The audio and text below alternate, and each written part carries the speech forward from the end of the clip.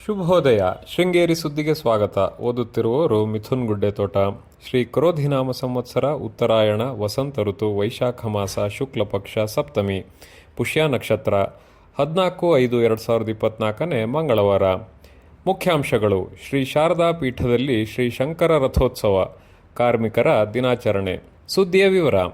ಶ್ರೀ ಶಾರದಾ ಪೀಠದಲ್ಲಿ ಶ್ರೀ ಶಂಕರಾಚಾರ್ಯ ರಥೋತ್ಸವವು ಸೋಮವಾರ ಭಕ್ತಾದಿಗಳ ಜಯಘೋಷದೊಂದಿಗೆ ನಡೆಯಿತು. ಶಂಕರ ಜಯಂತಿ ಅಂಗವಾಗಿ ಮೇ 8ರಿಂದ ಶ್ರೀಮಠದಲ್ಲಿ ವಿವಿಧ ಧಾರ್ಮಿಕ ಕಾರ್ಯಕ್ರಮ ನಡೆಯಿತು.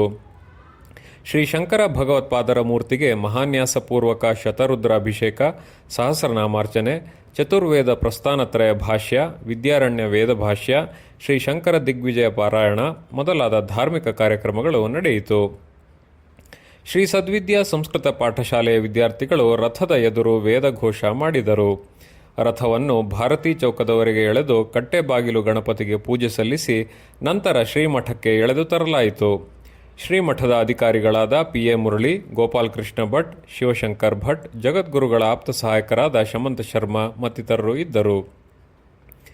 ಭಾನುವಾರ ರಾತ್ರಿ ಸುರಿದ ಮಳೆ ಮತ್ತು ಗಾಳಿಯಿಂದ ಶೃಂಗೇರಿಗೆ ಬರುತ್ತಿದ್ದ ಪ್ರವಾಸಿ ವಾಹನ ಕುಂಚೇಬೈಲು ಸಮೀಪ ವಿದ್ಯುತ್ ಕಂಬಕ್ಕೆ ಗುದ್ದಿ ಅಪಘಾತ ಉಂಟಾಗಿದೆ.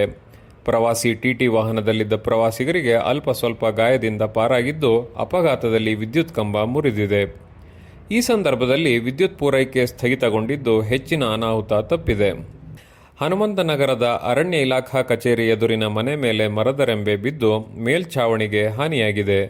ನೆಮ್ಮಾರ್ ಗ್ರಾಮ ಪಂಚಾಯಿತಿಯ ಒಳಲೆ ಮಾವಿನಕಾಡಿನ ಶ್ರೀ ಗಣಪತಿ ದೇವಸ್ಥಾನದ ಶೀಟುಗಳು ಭಾನುವಾರ ಬೀಸಿದ ಗಾಳಿ ಮಳೆಗೆ ಹಾರಿದ್ದು ಸಾವಿರಾರು ರೂಪಾಯಿ ನಷ್ಟ ಸಂಭವಿಸಿದೆ. ಶ್ರಮಜೀವಿಗಳಾದ ಕಾರ್ಮಿಕರು ಸಂಘಟನೆಯಿಂದ ಕಾರ್ಮಿಕರಿಗೆ ದೊರಕಬೇಕಾದ ಸವಲತ್ತನ್ನು ಪಡೆಯಬೇಕು ಎಂದು ಕ್ಷೇತ್ರ ಶಿಕ್ಷಣಾಧಿಕಾರಿ ಭಾಗೀರಥಿ ಹೇಳಿದರು. ಪಟ್ಟಣದ ಕನ್ನಡ ಭವನದಲ್ಲಿ ಕಾರ್ಮಿಕರ ಮಿತ್ರ ಬಳಗ ಸೋಮವಾರ ಏರ್ಪಡಿಸಿದ್ದ ಕಾರ್ಮಿಕ ದಿನಾಚರಣೆ ಉದ್ಘಾಟಿಸಿ ಮಾತನಾಡಿದರು. ಅಧ್ಯಕ್ಷತೆ ವಹಿಸಿ ಮಾತನಾಡಿದ ಕಾರ್ಮಿಕರ ಮಿತ್ರ ಬಳಗದ ಅಧ್ಯಕ್ಷ ಶೂನ್ಯ ರಮೇಶ್, ಕಾರ್ಮಿಕರ ಹಿತ ಕಾಪಾಡುವ ಉದ್ದೇಶದಿಂದ ಸಂಘಟನೆಯನ್ನು ಬಲಪಡಿಸಲಾಗುತ್ತಿದೆ ಎಂದರು.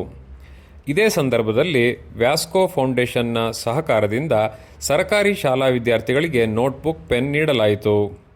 ವಿದ್ಯುತ್ ನಿರ್ವಾಹಕ ಪಡುಬೈಲು ಸುಧಾಕರ್, ದುರ್ಗಾ ದೇವಸ್ಥಾನದ ಶೇಖಬ್ಬ, ಗಿಣಿಗಿಡಿಯ ಡಿಸೋಜಾರ್ ಅವರನ್ನು ಜಿಲ್ಲಾ ಪಂಚಾಯಿತಿ ಸದಸ್ಯ ಬಿ ಶಿವಶಂಕರ್ ಸನ್ಮಾನಿಸಿದರು.